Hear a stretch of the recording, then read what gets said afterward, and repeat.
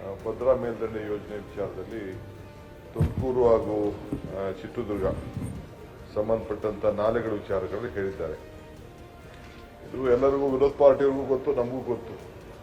ಬೊಮ್ಮಾಯಿರವರ ಮುಖ್ಯಮಂತ್ರಿ ಆಗಿದ್ದಾಗ ನಿರ್ಮಲಾ ಸೀತಾರಾಮನ್ ಅವರು ಕೇಂದ್ರ ಸಚಿವರಾಗಿ ಫೈನಾನ್ಸ್ ಮಿನಿಸ್ಟರ್ ಆಗಿ 5,400 ಕೋಟಿ ರೂಪಾಯಿ ಕೊಡ್ತೀನಿ ಅಂತೇಳಿ ಬಜೆಟ್ ಅಲ್ಲಿ ಅನೌನ್ಸ್ ಮಾಡಿ ಅದು ಪಾರ್ಲಿಮೆಂಟ್ ಅಲ್ಲಿ ಅನುಮೋದನೆ ಕೂಡ ಆಯಿತು. ಅದಾದ್ಮೇಲೆ ಅದನ್ನೇ ಬೊಮ್ಮಾಯಿ ಅವರು ಕೂಡ ಈ ಒಂದು ಬಜೆಟ್ ಅಲ್ಲೂ ಕೂಡ ಇಲ್ಲಿ ರಾಜ್ಯದ ಬಜೆಟ್ ಅಲ್ಲೂ ಕೂಡ ಅದನ್ನ ಇಟ್ಟಿದ್ರು. ನಾವು ಅದಕ್ಕೆ ಏನೇನು ಬೇಕೋ ಎಸ್ಟಿಮೇಟು ಪ್ಲಾನು ಎಲ್ಲ ಕಳಿಸಿದೀವಿ, ಎಲ್ಲ ಕ್ಲಿಯರೆನ್ಸ್ ಎಲ್ಲ ಮಾಡಿದ್ದಾರೆ. ಗವರ್ಮೆಂಟ್ ಚೇಂಜ್ ಆದ ತಕ್ಷಣ ನಿಂತೋಯ್ತು. ಸೊ ನಾನು ಸುಮಾರು 3 ಬಾರಿ ಪ್ರೈಮ್ ಮಿನಿಸ್ಟರ್ ಭೇಟಿ ಮಾಡಿದ್ದೇನೆ. ನಮ್ಮ ಚೀಫ್ ಮಿನಿಸ್ಟರ್ ಕೂಡ ಒಂದು 5-6 ಬಾರಿ ಭೇಟಿ ಮಾಡಿದ್ದೇನೆ. ನಮ್ಮ ಕೈಯಲ್ಲಿ ಸುಮಾರು ಒಂದು 10 ಬಾರಿ ಔಟು ಕರ್ಕೊಂಡು ಹೆಚ್ಚಿನವ್ರು ಕರ್ಕೊಂಡು ಸೆಂಟ್ರಲ್ ಮಿನಿಸ್ಟರ್ ಕೂಡ ನಾವು ಭೇಟಿ ಮಾಡಿದ್ದೇವೆ.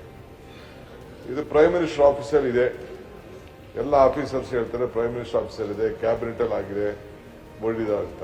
ಸೊ ಇದಕ್ಕೆ ಪರಿಹಾರ ಒಂದೇ. ಇದು ಅವರು ನೀವು ಸ್ಟೇಟ್ ಇಂದ ತೆಗೆದುಕೊಡಿ ಅಂತ ಹೇಳ್ತಾರೆ. ಸ್ಟೇಟ್ ಅಲ್ಲಿ 22,000 ಕೋಟಿ ರೂಪಾಯಿ ಇದೆ ನನ್ನ ಬಜೆಟ್ ಅಲ್ಲಿ. ಒಂದು 5,000 ಕೋಟಿ ರೂಪಾಯಿ ಕ್ಯಾಪಿಟಲ್ ವರ್ಕ್ಸ್ ತೆಗೆದುಕೊಳ್ಬಹುದು. ಮಿಕ್ಕಿದೆಲ್ಲ ಹಳೆ ಕೆಲಸಕ್ಕೆ ಆಗ್ತಿದೆ. 1.25 ಲಕ್ಷ ಕೋಟಿ ರೂಪಾಯಿ ಕೆಲಸ ನಡೀತಾ ಇದೆ. ಏನು ಹಿಂದೆ ಕೇಂದ್ರ ಸರ್ಕಾರ ಮಾತು ಕೊಟ್ಟಿತ್ತು, ಆ ಮಾತು ಪ್ರಕಾರ ನಿಂತ್ಕೊಳ್ಬೇಕಾಗ್ತದೆ. ಎಲ್ಲ ಒಟ್ಟಿಗೆ ಹೋಗಿ ಕೇಂದ್ರ ಸರ್ಕಾರದ ಮೇಲೆ ಒತ್ತಾಯ ಮಾಡಿ ಹಣವನ್ನು ಬಿಡುಗಡೆ ಮಾಡಿದ್ರೆ ಖಂಡಿತ ಅವ್ರು ಹೇಳ್ದಂಗೆ ಹಿಂದೆ ಇದು ಪ್ರಾರಂಭ ಮಾಡಿದಾಗ 2,800 ಕೋಟಿ ಇತ್ತು, ಈಗ 28,000 ಕೋಟಿ ರೂಪಾಯಿ ಆಗೋದು. ಸೊ ಇದು ಬಹಳ ಕಷ್ಟಕರವಾದಂತಹ ಪರಿಸ್ಥಿತಿ.